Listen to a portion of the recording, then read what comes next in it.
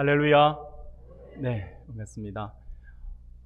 오늘도 하나님께서 우리를 하나님의 은혜 안으로 불러주셨습니다. 우리 사랑하는 성도님들, 주님의 부르심에 함께 나와서 예배하는 모든 성도님들 가운데 한 분도 빠짐없이 모두가 하나님께서 부어주시는 풍성한 은혜를 온전히 누리는 복된 시간이 되기를 소원합니다.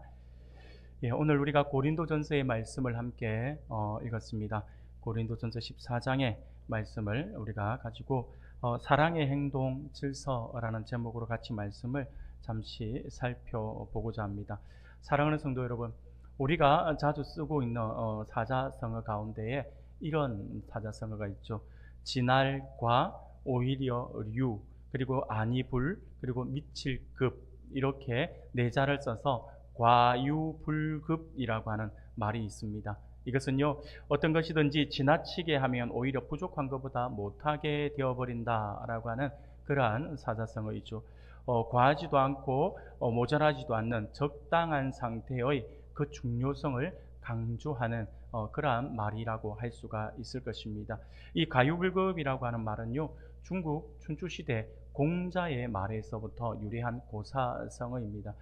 공자의 제자 중에 자로라고 하는 인물이 있었는데, 이 자로는 성격이 매우 직선적이고 굉장히 과감한 인물이었습니다.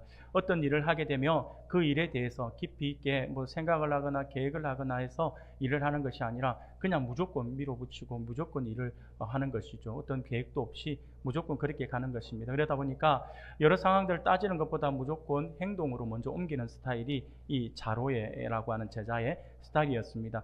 그러다 보니까 실수도 많이 하는 거예요. 실수도 많이 하고 다른 사람들로부터 그렇게 하면 안 된다라고 하는 그러한 주의도 많이 받는 그러한 사람이었습니다. 그런 이 자로가 어느 날 공자에게 와서 질문을 합니다. 질문하는데 이렇게 질문을 해요. 스승님, 어떤 제자가 더 낫습니까? 지나치게 적극적인 사람입니까? 아니면 좀 부족하지만 조심스러운 사람입니까? 라고 질문을 합니다. 이에 공자는 자로에게 이야기한 것이 바로 그것입니다. 과유불급이야라고 이야기를 합니다. 지나친 것은 오히려 미치지 못한 것과 같다라고 말을 한 것이죠. 사랑하는 여러분, 앞서도 말씀을 드린 것처럼 이 과유불급은요, 지나치거나 아니면 지나치거나 앞서 나가는 것이 겉보기에는 적극적으로 보일 수는 있어도 결과적으로는 부족하거나 미치지 못한 상태와 다를 바가 없다라고 하는 그러한 뜻입니다. 어느 한쪽도 좋지 않으며 가장 중요한 것은 중용, 곧 균형과 절제의 태도를 지키는 것이다 라고 가르쳐주는 것이 바로 이 과유불급이라고 하는 말입니다. 그런데 이 과유불급이라고 하는 말은 단순히 지나치지 말라라고 하는 조언으로 이해를 해서는 안 됩니다. 이 말 안에는 삶에서 무엇이든지 적당함이 중요하다라고 하는 의미를 가지고 있는 것이죠. 사람들은 흔히 좋은 것은 많을수록 좋다라고 그렇게 우리가 생각할 수가 있습니다. 하지만 어떤 것도 정도를 넘어서면 그 본래의 가치를 해치고 심지어 해가 될 수 있다라고 하는 사실들을 우리가 잊어서는 안 된다라고 하는 것입니다. 제가 어릴 때에 초등학교 한 3학년 정도가 되었을 때에 학교에서 과제물을 내어주었어요. 과제물을 내어줬는데 그 과제물이 무엇이냐니까 예전에도 한번 말씀을 드린 것 같은데 집에서 강남콩이라고 하는 콩을 사서 그것을 심어봐라고 하는 거죠. 그것을 심고 관찰해서 관찰 일기를 써오라고 하는 그러한 숙제였습니다. 그래서 집에 오자마자 제가 아버지께 강낭콩이라고 하는, 저는 강낭콩이 어떤 콩인지도 모르고 무조건 강낭콩을 사달라고 했습니다. 사서 그걸 졸라서 콩을 이제 얻은 거예요. 그래서 그것을 가지고 그 당시 저희 집 옆에 작은 텃밭이 있는데 그 텃밭에 햇빛 잘 드는 자리에다가 제가 그것을 땅을 파서 이 콩을 심은 거예요.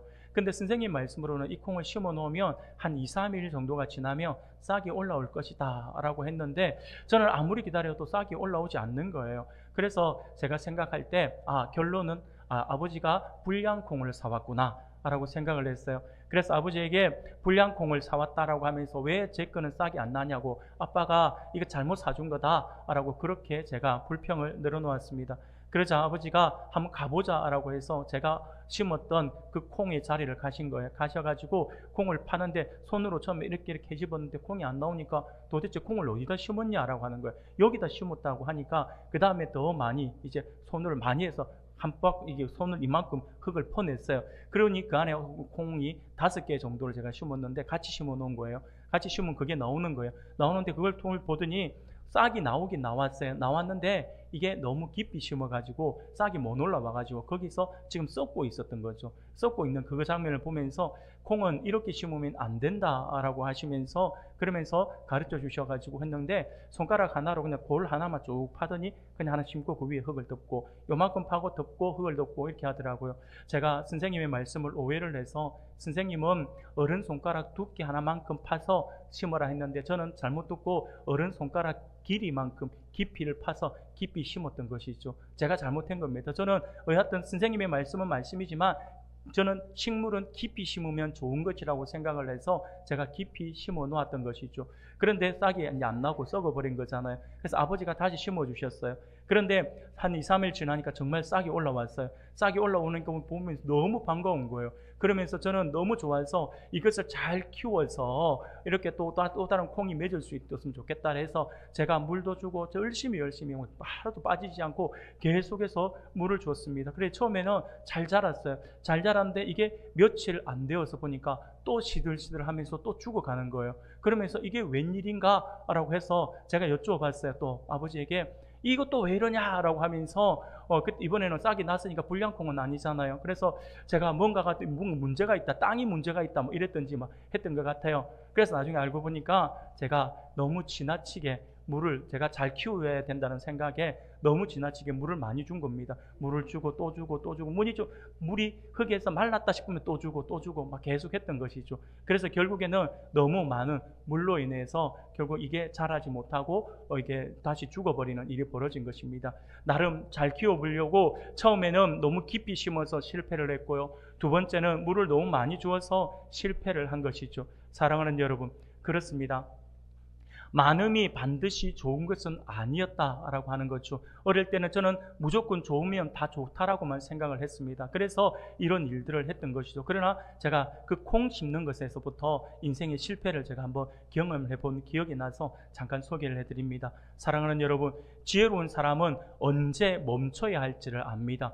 우리는 결과를 내기 위해서 달리고 더 많이 가지려고 애를 쓰지만 때로는 멈춤도 선택이고 덜어냄도 용기다라고 하는 사실을 우리가 기억해야 합니다.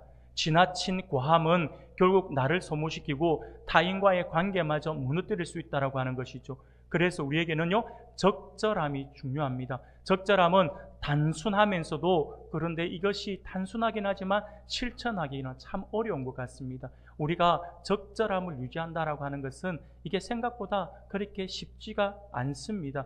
그런 의미에서 이런 말이 있더라고요. 사랑이 지나치면 집착이 되고 노력이 지나치면 번아웃이 되고 절약이 지나치면 인색함이 된다라고 하는 말이 있더라고요. 그 말에 참 공감 가는 말이 아닌가라는 생각을 한번 해보게 되었습니다. 사랑하는 우리 성도 여러분, 우리 신앙생활도 마찬가지인 것 같습니다. 우리 신앙생활에도 참된 성숙은요, 적절함을 지킬 때 찾아온다라고 할 수가 있을 것입니다. 이 적절함은 앞서가고자 하는 욕심을 내려놓고 질서를 따라 행할 때에 거기서 비롯된다라고 할 수가 있는 것이죠. 그러므로 우리는 질서 있는 신앙생활을 해야 한다라고 하는 것입니다. 너무 지나치게 앞서 나가려고 너무 많은 욕심을 내어서도 안 되고요. 너무 처져서도 안 됩니다. 적절한 그 선, 질서를 유지하면서 우리가 생활할 때에 우리의 신앙은 더욱더 아름답게 성장할 수가 있다라고 하는 것이죠. 그러므로 우리는 질서 있는 신앙생활이 우리에게는 너무나도 중요하다라고 하는 사실들을 우리가 분명히 기억해야 할 것입니다. 사랑하는 여러분, 만약 질서가 지켜지지 않은 채 신앙생활을 하게 되면 어떤 결과가 우리에게 다가올까요? 오늘 말씀이 우리에게 그것을 전해주고 있습니다. 오늘 말씀을 통해서 질서 있는 성품이 우리에게 얼마나 중요한지 우리가 함께 살펴보고자 합니다. 그러므로 오늘 우리가 함께 참여할 하나님의 성품은 바로 질서의 하나님을 본받는 질서의 성품이라고 할 수가 있을 것입니다. 사랑하는 여러분, 오늘 우리가 읽은 본문의 말씀에 등장하는 고린도 교회도요, 앞서 제가 잠깐 언급한 것처럼 과유불급 또는 질서 있는 신앙생활의 중요성을 우리에게 일깨워주고 있는 그러한 교회라고 할 수가 있을 것입니다.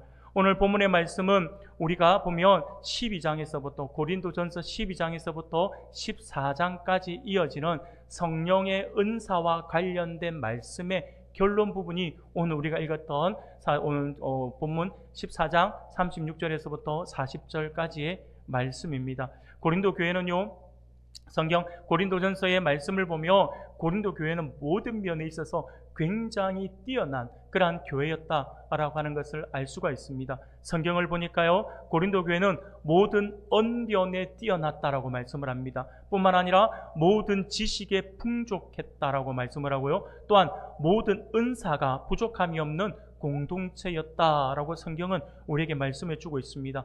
고린도전서 1장 5절부터 7절까지의 말씀입니다. 우리가 다 같이 한 목소리를 한번 읽어보겠습니다. 같이 읽겠습니다. 시작. 이는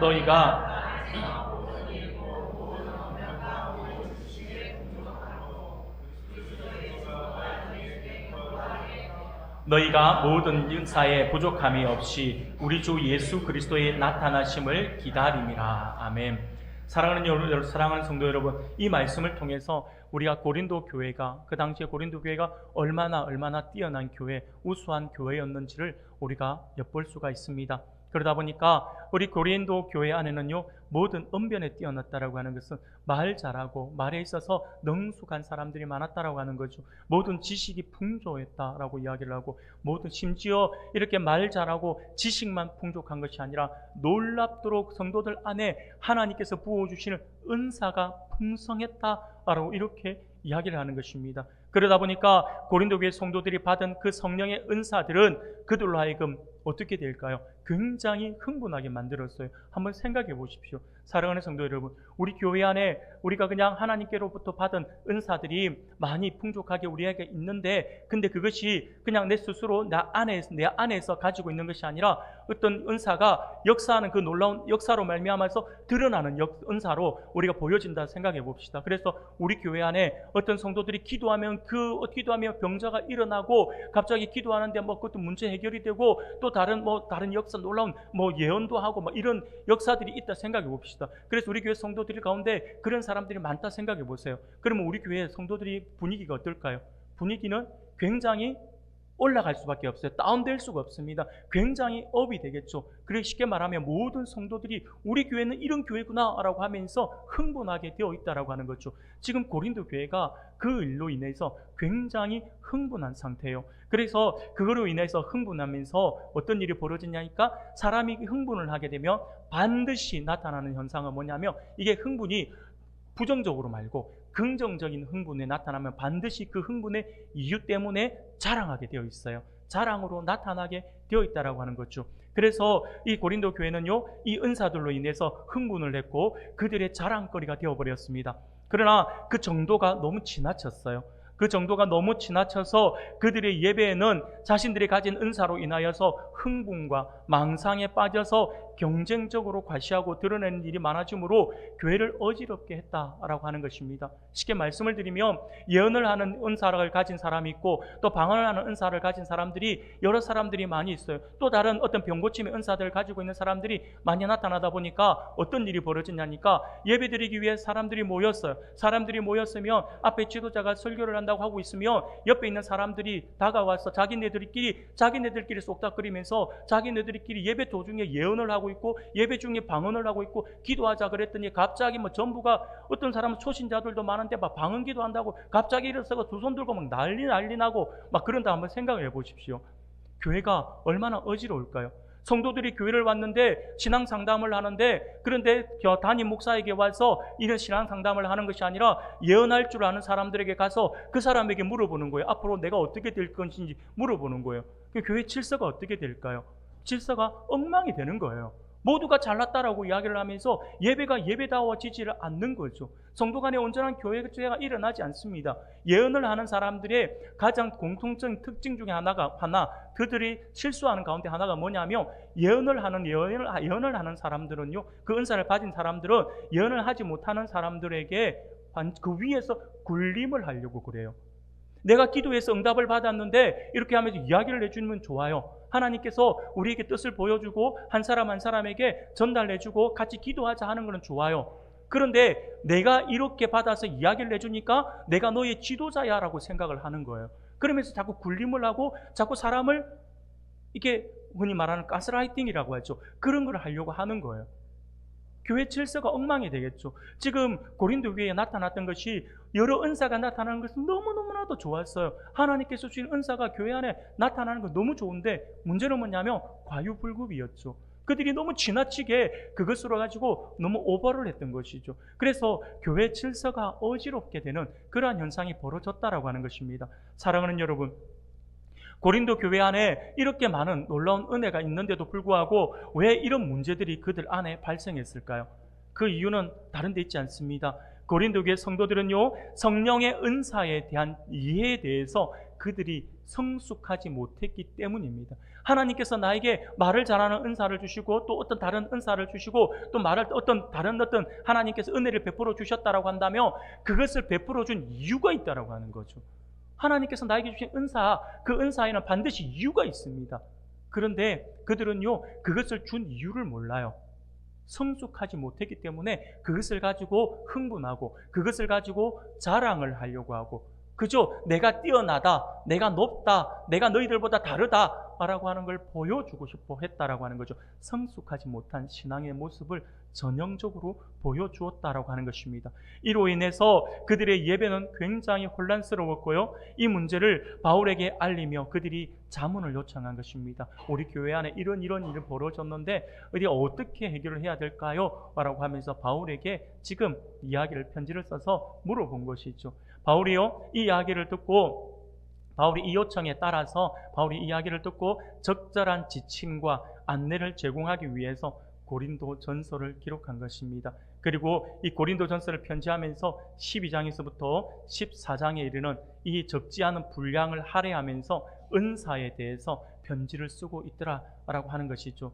그 중에서도 오늘 본문의 말씀이 속한 단락인 14장 26절부터 우리는 36절부터 보았는데요. 26절부터 40절까지의 말씀은 예배 때의 질서를 위한 구체적인 충고를 하고 있는데 그것을 방언과 예언의 사용을 중심으로 해서 공적 예배 시에 질서를 어떻게 지켜나가는 것이 옳은가에 대해서 이렇게 말씀을 하고 있는 것입니다. 특별히 우리가 읽진 않았지만 26절에서 이렇게 이야기를 합니다. 우리가 26절을 같이 한번 읽어볼까요? 같이 읽겠습니다. 시작. 그런즉 형제들아, 모일 때에 각각 찬송시도 있으며 가르치는 말씀도 있으며 계시도 있으며 방언도 있으며 통역함도 있나니 모든 것을 덕을 세우기 위하여 하라. 아멘. 교회 안에 이런 일들이 나타나는 거죠. 지금 교회 안에 다양한 은사들이 지금 등장하고 다양한 은사들이 주어져서 많은 사람들이 이 은사 안에서 이렇게 자기네들이 할 수 있는 하나님 주신 은사를 가지고 여러 가지 일들을 해내야 수 있는 그런 은혜가 있었다라고 이야기를 합니다. 찬송시, 가르치는 말씀, 계시, 방언, 통역 이런 여러 가지 일들이 고린도 교회에 있었다라고 하는 것입니다. 그런데 문제는 그것을 내가 너무 질서 없이 내가 하고 싶은 대로 자유분방하게 하나님께서 나에게 주신 거야 하면서 떠들면서 이야기를 해서는 안 된다라고 하는 거죠. 그 모든 것이 은사가 있는 것이 너무나도 좋고 너무나도 이것이 우리 교회 안에 크게 은혜로 다가올 것이다라고 이야기를 하는데 그런데 그 마지막에 뭐라고 이야기를 합니까? 모든 것을 덕을 세우기 위해서 하라라고 이야기를 하고 있는 것입니다. 사랑하는 여러분, 이것이 바울이 고린도 교회에 제시하는 은사 사용의 대원칙이다라고 하는 거죠. 이것은요, 지금 그 당시에 고린도 교회에게만 적용되는 것이 아니라 오늘 우리들에게도 적용이 되어지는 것입니다. 여러 가지 하나님께서 나에게 은혜 베풀어 주신 것이 있다라고 한다면 그 은혜 베풀어 주신 것을 가지고 마구잡이로 자랑하고 막 그것을 늘어놓는 것이 아니라 하나님께서 나에게 주신 그 은혜들을 가지고 덕을 세우기 위해서 그것을 사용하라라고 말씀을 하고 있는 것이죠. 사랑하는 여러분, 그렇습니다. 우리는 하나님께서 은사를 주신 이유와 목적이 결국 공동체의 덕을 세우는 데 있다라고 하는 사실들을 우리가 결코 잊어서는 안 됩니다. 그리고 27절 말씀을 보면 이렇게 말씀을 해요.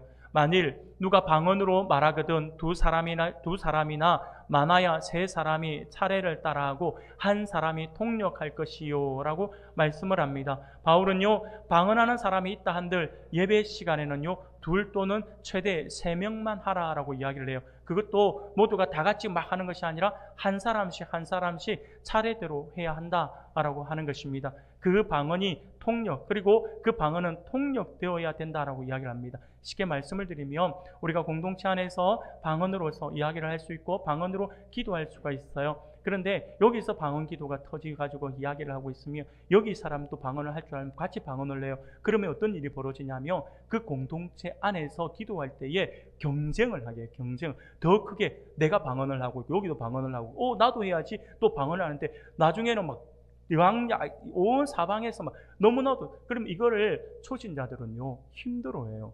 이게 뭐지? 이 교회 무슨 교회지? 막 이렇게 되는 거죠. 그래서 방언을 할 때는 한 사람씩 한 사람씩 이걸 하라고 하는 것을 바울이 지금 이야기를 하고 있는 거죠. 그런데 바울이 더 중요한 원칙을 이야기해 주고 있습니다. 그게 뭐냐니까 방언이 통역이 되어야 된다고 이야기하는 거죠. 바로 28절입니다. 만일 통역하는 자가 없으면 교회에서는 잠잠하고 자기와 하나님께 말할 것이요 라고 말씀을 하죠. 무슨 말입니까?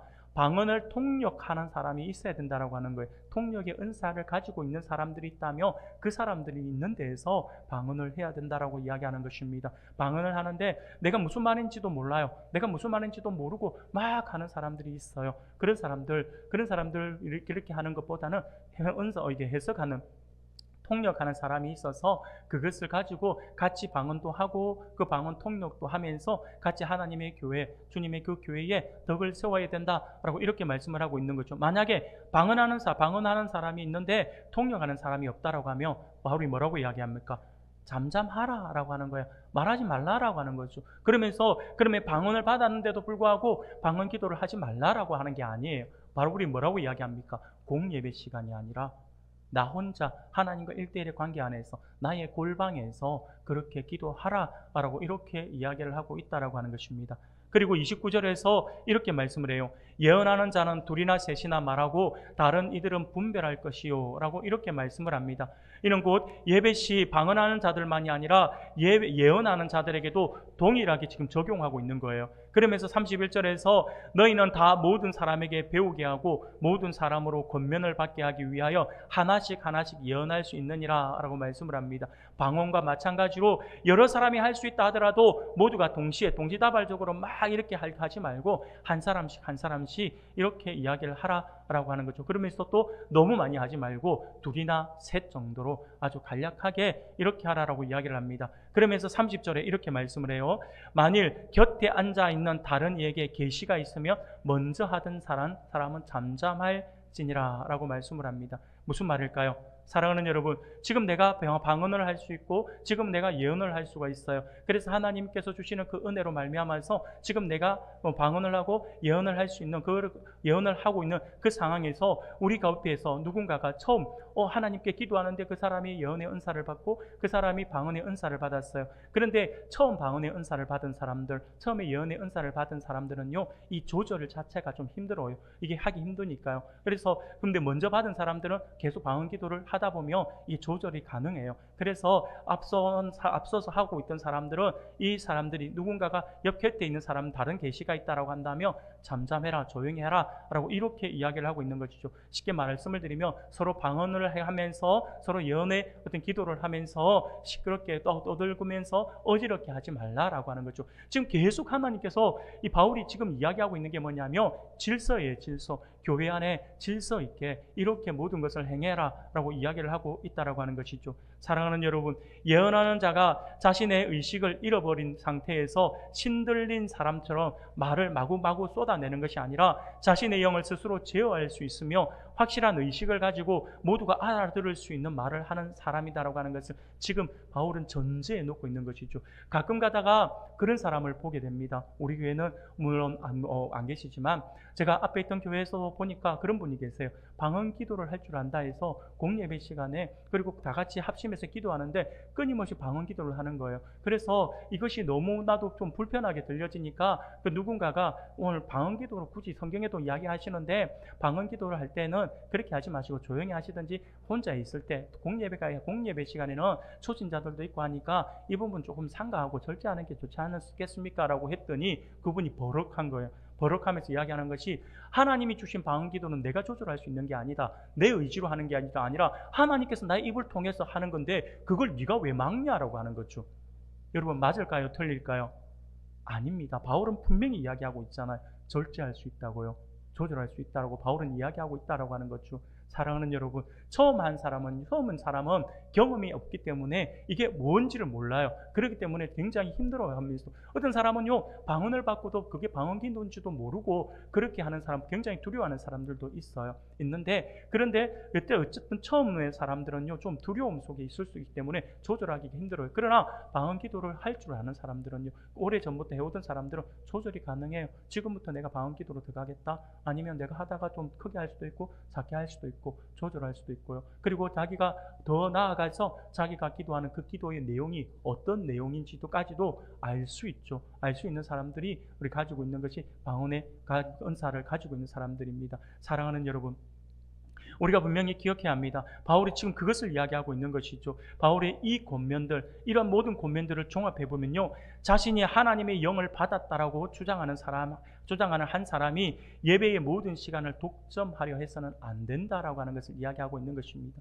많은 사람들 가운데 그런 사람들이 많아요. 신앙이 옅다 보니까, 신앙이 아직 좀 깊지 못하다 보니까 내가 듣지 못하는 다른 말로 방언 기도를 하네? 그러다 보면 사람들이 무슨 생각을 하냐면, 이 신앙이 깊은 사람들은 방언 기도 하는구나 라고 하면서 그냥 기도 열심히 하시네, 좋네 라고 하지만, 이 신앙이 옅은 사람들은 굉장히 나하고는 다르게 보여져요. 그러다 보니까 그 사람이 좀 높아 보이고 좀 대단해 보이고 나는 정말 모자랄 것 같은 사람이 있는 거예요. 그러다 보니까 여러분, 요즘에는 그런 일이 없지만 예전에는 여러분들 아마 어릴 때도 신앙생활을 하면서 방언 기도에 대해서 그리 사모하는 사람들이 많이 있었을 겁니다. 그래서 어떤 분들은요 방언 기도하게 해달라고 하면서 산에 올라가 며칠씩 금식 기도하고, 심지어는요, 참 입에 담기도 좀 거북스러운데, 심지어는요 방언 기도학교 뭐 이런 걸 열어가지고 방언을 연습하는 사람들도 있어요. 그러면서 따라해봐라 그러면서 랄랄랄랄랄라 하고 막 하고, 뭐 야리끼리 노리끼리 한번 따라하라 그러고. 하나님께서 주시는 거는 하나님께서 주시는 것이지, 사람이 그렇게 연습을 해요. 경건을 연습하라 했지 그것은 아니에요. 하나님께서 주시면 사모하면 하나님이 주실 것이고, 또 그것이 사모한다 하더라도 나에게 주어지지 않을 수도 있어요. 왜냐하면 나에게 그것이 필요 없기 때문일 수도 있어요. 하나님이 필요한 그때에 필요한 사람에게, 그리고 필요한 교회에게 하나님께서 그것을 허락하시는 거예요. 그런데 그것을 연습을 하겠다라고 하면서 막 하고, 또 누군가는 방언기도 할 줄 안다고 어깨에 힘이 들어가가지고 하나님이 나에게 주신 것을 네가 왜 막냐라고 이야기를 하고 있고, 그게 옳지 않습니다. 모든 은사는, 방언은요 은사 중에서 가장 낮은 은사라고 늘 이야기를 하거든요. 어쨌든 모든 은사는요 교회의 덕을 세우기 위해 하나님이 주신 것이다라고 하는 거예요. 교회에 힘이 어려움이 있고 누군가를 그거 가지고 누군가에게 명언을 막 제압하려고 그러고, 아니면 교회에서 어떤 자기 힘을 과시하려고 하는데 그것이 사용되어진다라고 한다면 잘못 받은 것입니다. 그것은 진정한 하나님으로부터 온 은사라고 말을 할 수가 없다라고 하는 것이죠. 그렇게 예배라든지 공동체 안에서 누군가가 은사를 받은 누군가가 그 모든 공동체를 독점하려고 하는 그러한 모든 모습들은 없어야 된다라고 이야기하는 것이 바울이 종합적으로 이야기해주고 있는 그런 은사의 그런 목적과 이유인 것입니다. 사랑하는 성도 여러분, 바울이 이와 같은 주장을 내세우는 신학적 근거가 있죠. 그 신학적 근거. 지금 바울은 자기가 생각할 때, 야, 이거 안 돼, 이거 안 돼, 이거 이렇게 해서는 안 돼, 내 생각에는 이거 옳지 않아, 이렇게 이야기하는 게 아니에요. 바울은요, 처음부터 끝까지 내 생각에는 이라고 이야기하는 게 아니에요. 바울이 이야기하는 신학적 근거가 있어요. 그걸 이야기하고 있는 것이 33절이에요. 33절 우리가 같이 한번 읽어볼까요? 같이 한번 읽겠습니다. 시작. 하나님은 무질서의 하나님이 아니시오 오직 화평의 하나님이십니다. 아멘. 하나님은요 질서의 하나님이시다라고 이야기하는 것입니다. 하나님의 영을 받은 사람들이 서로 상충되는 예언을 한다거나 모두가 한꺼번에 떠들어서 공동체를 혼란스럽게 만드는 주체가 하나님이시라고 한다면, 그분은 질서의 하나님이 아니라 무질서의 하나님이 되는 것이겠죠. 혼돈의 하나님이 되는 것입니다. 사랑하는 여러분, 이게 보면 싸움 가운데 많은 사람들이 다툼을 하잖아요. 싸움 가운데 가장 무서운 싸움 중에 하나가 무엇인 줄 아십니까? 교회에서의 싸움이에요. 왜 교회에서 싸움이 그렇게 무섭다라고 제가 말씀을 드린 줄 아시겠어요? 교회에서 양쪽 패가 나누어져서 그렇게 싸우잖아요. 그러면 양쪽 다 뭐라고 이야기하는 줄 아세요? 양쪽 다 하나님의 뜻이다라고 이야기를 해요. 이것도 하나님의 뜻, 이것도 하나님의 뜻이다고 그래요. 그러면 싸움을 할 때 누군가 양보를 해요. 만약에 A라는 팀이, A, B라는 팀에게 양보를 해요. 그 양보를 할 수 있는 거잖아요. 양보를 하면 무슨 일이 벌어진 줄 아세요? 하나님의 뜻을 저버리는 게 되는 거예요. 그러니까 하나님의 뜻을 목숨을 걸고 사수해야 되는 거죠. 그러니 교회 싸움이 어렵다, 힘들다라고 하는 거예요. 그런데 여러분 잘 생각해 보세요. 한 교회 안에서 하나님의 뜻이라고 하면서 양쪽에서 서로 으르렁거리면서 싸운다 생각해 보세요. 과연 그러면 그 둘 다 하나님의 뜻이라고 한다면 하나님은 질서의 하나님이 맞냐고요? 아니다라고 하는 거죠. 하나님은 혼돈의 하나님, 싸움 부추기는 하나님밖에 안 되는 거죠. 근데 성경은 뭐라고 이야기합니까? 하나님은 질서의 하나님이라고 하잖아요. 사랑하는 여러분, 아무 곳에나 하나님의 뜻이다라고 갖다 붙여서는 안 됩니다. 성도들은요, 할 수만 있으면 진리가 아닌 이상은 서로 양보할 수 있어야 합니다. 서로 배려할 수 있어야 합니다. 말을 한마디 하더라도 상대방의 마음이 상하지 않도록 배려하는 이야기들을 해야 합니다. 그러기 위해서 예, 죄송합니다. 서로 배려하는 말을 해야 된다라고 했는데, 예, 갑자기 옆에 사람을 건들면, 예, 그건 신뢰가 되는 것입니다. 예, 그래서 배려를 하기 위해서는요, 제일 중요한 게 뭐냐면 서로를 알아야 돼요. 진짜 알아야 돼요. 여러분, 우리가 같은 성도, 우리가 올해 교회 안에서 10년, 20년, 30년, 40년을 그렇게 신앙생활을 같이 했다라고 하는, 같이 하는 성도라고 해서 우리가 서로를 잘 알까요? 우리는 잘 안다 생각하겠죠? 아니요. 진짜 몰라요. 제대로 몰라요. 우리가 상대방을 서로 알면은 상대방에게 상처가 되는 말을 하지 않아요. 이 말이 상처가 된다라고 하는 걸 아니까요. 우리가 부부도 마찬가지입니다. 오래 살았다고 해서 가족도 마찬가지예요. 형제 자매도 마찬가지예요. 서로 같이 밥 먹고 같이 산다고 해서 잘 아는 거 아니에요. 몰라요. 몰라서 싸우는 거예요. 몰라서 다투는 거예요. 나는 별 의미 없이 툭 던진 말이 상대방에게 어떤 큰 상처로 다가가는지 몰라요. 모르기 때문에 다툼이 일어난다라고 하는 거죠. 그래서 우리가 서로 알아가는 게 정말 중요합니다. 그 서로 알아가는 것을 어떻게 알아갈 수 있냐고요? 그게 바로 소그룹이에요. 목장이에요. 그래서 목장 안에서 나눌 때에 깊이 있는 이야기들이 주고받아야 돼요. 그래서 서로를 놓고 같이 기도하고 서로에게 이런 상처가 있구나라고 하는 걸 알고 같이 기도하고 같이 내어놓고 서로를 세워주고 서로 존중하고, 이게 소그룹 안에서 이루어져야 되는 거거든요. 가정 안에서도 이루어져야 되는 거고요. 사랑하는 여러분, 바로 그겁니다. 서로를 우리가 더 많이 알아야 합니다. 더 많이 알아야지만 우리가 실수를 하지 않습니다.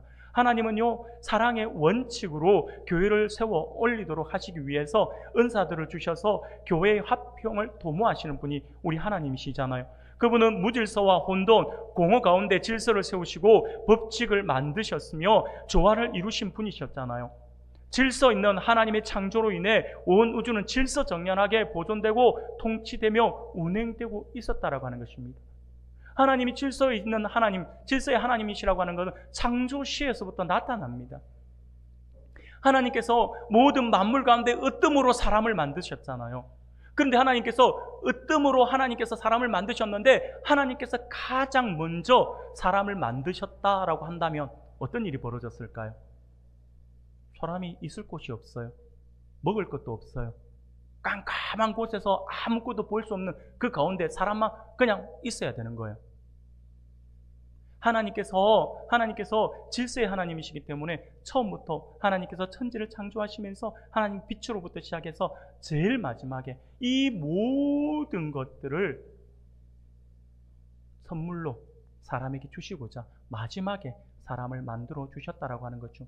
이런 창조의 역사를 우리가 쭉 보더라도 하나님이 얼마나 질서의 하나님이신지를 우리가 알 수 있다라고 하는 거죠.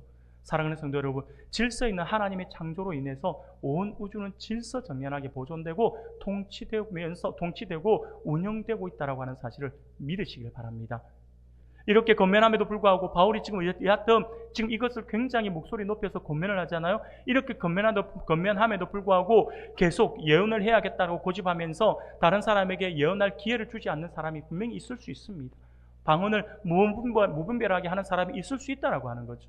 바울은 그러한 사람들에게도 똑같이 권면을 합니다. 뭐라고 권면할까요? 36절이에요. 그것이 오늘 우리가 읽은 본문 36절이에요. 36절 우리가 같이 한번 읽어보겠습니다. 시작. 하나님의 말씀이 너희로부터 난 것이냐 또는 너희에게만 임한 것이냐. 아멘. 사랑하는 여러분, 이러한 질문에는 이미 그렇지 않다라고 하는 답변이 지금 전제되어 있음을 우리가 알 수 있습니다. 하나님의 말씀은 그들로부터 난 것도 아니고 그들에게만 임한 것도 아니다라고 하는 거예요. 하나님의 말씀은 하나님으로부터 나는 것이고 하나님이 부르시고 택하신 다른 이들에게도 얼마든지 주어질 수 있는 것이다 라고 하는 것이죠. 누군가가 꼭 그렇게 이야기하는 사람들이 가끔 있어요. 성도들 간에 내가 너를 위해서 기도했는데 하나님께서 나에게 이 말씀을 주셨어 라고 하면서 그에게 다가가서 그 말씀으로 이야기를 해주려고 하는 사람이 있어요. 물론 그것이 좋은 의도라서 좋기는 하겠죠. 그런데 가만 생각해 보십시오. 누군가가 만약에 저에게 있는데 제가 기도하고 하나님의 말씀을 받고 있는데 옆에 있는 교회 목사님이 저에게 와서 제가 목사님을 위해서 기도했는데 기도하다 보니까 하나님께서 목사님에게 들려줘라고 이런 이야기를 해주더라 라고 저에게 이야기했다 생각해 보십시오. 저는 고마워할까요? 그걸로 인해서 마음 상해할까요? 저는 마음 상해합니다. 여러분들은 고마워할지 모르겠지만 저는 마음 상해합니다. 왜 마음 상해하는 줄 아세요? 하나님, 옆에 계신 목사님에게는 왜 제 이야기를 해주시는데 왜 저에게는 이야기 안 해주시는가요? 하나님, 저도 기도하잖아요. 하나님, 저도 말씀 놓고 늘 몸부림치잖아요. 근데 하나님 왜 저를 무시하십니까? 저는 하나님에게 없는 존재입니까? 저는 이렇게 이야기할 것 같아요. 무슨 말이냐면 바울이 지금 그 이야기를 하고 있는 거예요. 하나님께서 은사를 주셨으며 나에게 주셨지만 그것으로 인해 굴림해서는 안 된다라고 이야기하는 것이, 그것으로 인해서 성도들 위해서 무언가를 장악하려고 해서는 안 된다라고 하는 것이 뭐냐면 그 은사 나에게만 주는 것이 아니다라고 하는 거예요. 하나님은 공평하신 하나님이에요. 질서 있는 하나님이에요. 나에게 필요해서 그것을 주셨으며 그것으로 교회의 덕을 세워야지 누군가로부터 굴림을 하고자 해서는 안 된다라고 하는 것이죠. 바울이 지금 그 이야기를 하고 있는 것입니다. 사랑하는 여러분, 바울의 이 말은요, 그리고 37절에서 바울은 이렇게 이야기를 해요. 만일 누구든지 자기를 선지자나 혹은 신령한 자로 생각하거든 내가 너희에게 편지하는 이 글이 주의 명령인 줄 알라라고 강하게 말합니다. 바울의 이 말은 실제로 그러한 사람들이 고린도 교회 내에 있었고 또 그러한 반발을 미리 예상하여서 덧붙인 것일 수도 있어요. 이 말씀은요. 중요한 것은 자신이 스스로 선지자 혹은 하나님의 말씀을 받은 신령한 자로 생각한다 한들 이와 같은 바울의 제지와 통제가 주의 명령임을 알지 못하고 받아들이지 못하는 자는 성령의 은사와 성령의 역사를 알지 못하는 자다라고 하는 거예요. 쉽게 말씀을 드리며 내가 방언을 하고 내가 막 무분별하게 하는 거예요. 그러면서 그것을 조금 자제했으면 좋겠습니다 했더니 하나님으로부터 온 건데 라고 하면서 이야기를 하는 사람이 있다 생각해 봅시다. 근데 그것이 하나님으로부터 온 것이다 라고만 이야기를 하는 거예요. 나에게 그 이야기를 하면서 절제도 성령의 9가지 열매 중에 하나입니다 라고 이야기하는 그 말씀을 하나님께서 주신 거다라고 하는 생각을 하지 않아요. 나에게만 준 거다라고 이야기를, 쉽게 말하면 다른 사람에게도 하나님이 역사하시고 하나님의 말씀을 주실 수 있다라고 하는 것을 인정하지 않는다라고 하는 거죠. 지금 바울이 그 이야기를 하는 거예요. 바울이 이렇게 이야기하는 것이 주의 명령이다라고 이야기를 하면서 하나님으로부터 내가 받아서 주는 너희들에게 주는 권면의 말씀이야 라고 이야기하고 있는 것이죠. 그러면서 38절에서 바울이 이렇게 이야기하죠. 만일 누구든지 알지 못하면 그는 알지 못한 자니라 라고 이야기합니다. 이 말씀만 가지고 이야기를 하면 알지 못하면 알지 못하는 자, 뻔한 이야기 같은데 이게 무슨 말일까? 라고 생각하잖아요. 이 말씀 우리가 다르게 해석을 해보면 이렇게 해석할 수 있어요. 만일 누구든지 이것을 인정하지 않는다면 그도 인정받지 못할 것이다 라고 하는 거예요. 쉽게 말씀을 드리면 어떤 한 사람이 방언을 하든지 예언을 해서 무분별하게 하나님으로부터 내가 받은 것이다라고 해서 무분별하게 이야기를 하는데, 누군가가 아까도 이야기한 것처럼 절제에 대한 부분들을 이야기를 했는데 그거에 대해서 바울이 지금 이야기하는 거예요. 절제에 대해서 이야기를 하는 그 사람으로부터 오는 말도 하나님으로부터 온 말이라고 하는 것을 인정하지 않는 사람은 너의 그 방언, 너의 그 은사도 하나님으로부터 온 것이라고 인정받을 수 없다라고 이야기하는 거죠. 사랑하는 성도 여러분, 지금까지 앞서 말한 내용을 주님의 명령으로 수용하고 인정하지 않는 이들에 대한 준엄한 경고의 말씀인 것입니다. 고린도 교인들이 스스로 자신들이 신령한 사람이라고 말하면서도 그들에 대한 바울의 권고를 주의 명령으로 인정하고 수용하지 않는다라고 한다면 그것은 자기 스스로를 신령한 사람이라고 확신하는 생각이 거짓된 것이고 스스로에게 쏟는 것이다 라고 이렇게 이야기하고 있는 것입니다. 사랑하는 여러분, 고린도전서 12장에서부터 14장까지의 모든 달력을 끝맺는 바울의 결론은 모든 것에 이 12장부터 14장까지 우리 은사에 대한 바울의 이런 긴 이야기의 결론은 바로 39절 40절의 말씀이 있어요. 오늘 우리 본문 39절 40절에 우리가 같이 읽겠습니다.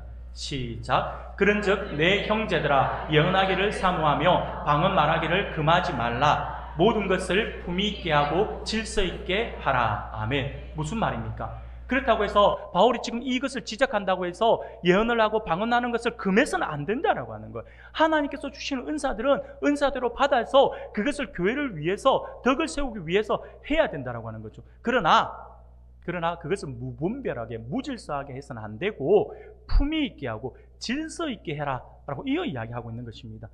특히 40절에서 품위 있고 질서 있게 하라고 하는 말은 합당하게 보이는 행동으로 적절하게 라고 하는 말이죠. 또는 질서 정연하고 타당한 순서에 따라라고 하는 의미입니다. 무분별하게 해서는 안 된다라고 하는 거죠. 사랑하는 성도 여러분, 고린도 교회의 무질서한 예배 상황을 배경으로 하는 오늘 말씀을 통해서 우리는요 바울의 권면과 더불어 그 속에서 발견되는 하나님의 성품, 하나님께서 어떤 분이신지를 우리가 살펴보게 됩니다. 바로 하나님은 질서의 하나님이시다라고 하는 것이죠. 무질서는 하나님의 성품과 어울리지 않습니다. 맞지 않아요. 창조주 하나님은요 혼돈 속에서 질서를 창조하신 분이시기 때문이죠. 마찬가지로 하나님을 닮은 하나님의 백성 그 하나님의 공동체 또한 무질서는 어울리지 않습니다. 우리 교회가 하나님께서 세우신 주님의 몸된 제단이라고 한다면 우리 교회 안에 무질서가 있다라고 하면 그것은 하나님의 백성으로서의 바른 모습은 아니다라고 하는 거죠. 질서 있는 모습이 하나님을 닮은 백성의 모습이다라고 하는 사실들을 반드시 기억할 수 있기를 바랍니다. 고린도 교회의 예배의 모습은 성령의 은사들에 대한 무분별한 이해 속에 무질서와 혼돈 그 자체였어요. 바울은 이러한 교회 상황에 대해서 전해 듣고 어떻게 하나님이 주신 은사를 질서 있게 활용하여서 교회의 덕을 세우고 성도들을 돕는 올바른 도구로 사용할 수 있을지에 대한 권면을 하고 있는 것이죠. 그리고 이에 대한 신학적 근거로서 하나님의 성품은 곧 질서 있는 하나님, 그 하나님을 지금 제시하고 있는 것입니다. 사랑하는 성도 여러분, 바울은 모든 일에 품위가 있고 적절하고 질서 있게 처리하기를 바란다라고 그렇게 성도들에게 이야기를 합니다. 그것은 그 시대의 고린도 교회뿐만 아니라 오늘 우리를 향한 말씀입니다. 주의 백성된 우리 모두에게 동일하게 요청되는 성품이며 삶입니다. 바로 질서 있는 삶인 것이죠. 그러므로 우리는 오늘 스스로를 한번 돌아볼 수 있기를 바랍니다. 과연 나는 얼마나 이 질서 있는 하나님의 성품을 닮아서 살아가고 있는지 한번 돌아볼 수 있기를 바랍니다. 하나님이 선물로 주신 은사와 다양한 재능이 나에게 있을 수 있지만 그 모든 것을 사용하는 데에서 중요한 원리가 뒤따릅니다. 그것은 바로 공동체의 덕을 세우는 것이죠. 만약 내가 속한 공동체 속에서 나의 말과 행동이 공동체를 무너뜨리는 방향으로 사용되고 있다고 한다면 그것은 하나님이 정하신 질서에 어긋나는 것입니다. 나의 모든 은사와 재능이 적절하게 사용될 때에 그것이 비로소 가치가 있고 의미가 있다고 하는 것을 우리가 결코 잊어서는 안 될 것입니다. 그래서 오늘 하나님께서 우리에게 주신 말씀을 우리가 분명히 기억하면서 오늘 나는 지금 내가 속한 교회 안에, 교회 공동체 안에서 신앙생활을 품위 있고 질서 있게 하고 있는지를 우리가 스스로 한번 돌아봅시다. 왜냐하면 질서 있는 하나님을 닮은 하나님의 백성은 공동체의 질서와 절차를 중요시하며 공동체를 세워 나가는 사람이기 때문이죠. 그러므로 성도는 모든 관계 안에서 특히 공동체 안에서 하나님이 세우신 질서에 따라서 살아가도록 힘써야 할 것입니다. 질서 있는 성품은 공동체를 세우는 데 있어서 너무나도 중요한 성품인 것입니다.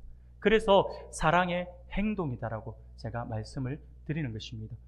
사랑하는 여러분, 오늘도 말씀을 기억하면서 내가 속한 공동체 가운데에서 하나님을 닮은 사람으로서 적절하고 질서 있게 행하면서 우리가 속한 가정, 그리고 우리가 속한 목장, 그리고 더 나아가서 우리 교회 공동체를 온전히 세워나가는 하나님의 사람들로서 하나님의 영광을 온전히 드러내는 우리 모든 성도님들이 다 되시기를 주님의 이름으로 축원합니다.